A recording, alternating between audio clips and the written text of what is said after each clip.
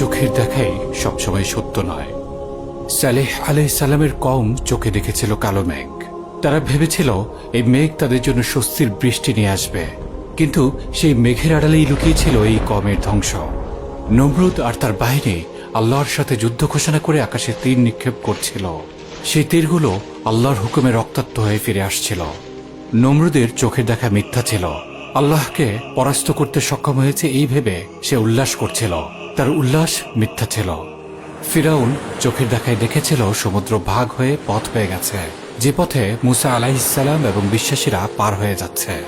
ফিরাউন উল্লাস করে তাদের পিছু নিল। ফিরাউনের চোখের দেখা ভুল ছিল। ফিরাউনের উল্লাস তাকে তার দলবল সহ পানিতে ডুবিয়ে ধ্বংস করেছিল। ইহুদিরা চোখে দেখেছে তারা ঈসা আলাইহিস সালামকে হত্যা করেছে। তারা উৎফুল্ল হয়েছিল, কিন্তু তাদের চোখের দেখা ভুল ছিল, আর তাদের উৎফুল্লতা তাদের জন্য অভিশাপে পরিণত হয়েছিল। আব্রাহা চোখে দেখেছিল আল্লাহর ঘর কাবা আর তার বিশাল বাহিনীর সামনে বাধা দেওয়ার মতো কেউই নেই। সে উল্লাস করে এগিয়ে গিয়েছিল আল্লাহর ঘর ধ্বংস করতে। তার চোখের দেখা ভুল ছিল।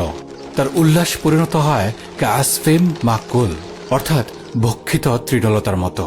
তার চোখের দেখা ভুল ছিল। তার উল্লাস তার কোনো উপকারেই আসেনি। আবু জাহাল বদরের ময়দানে অল্প কিছু মুসলিম সৈন্য দেখে উল্লাস করেছিল। তার চোখের দেখাই সব ছিল না। সে দেখেনি আকাশ থেকে নেমে আসা আলফিন মালাইকা। তার চোখের দেখা ভুল ছিল, আর তার উল্লাস তাকে অন্ধকূপে নিক্ষিপ্ত করেছিল।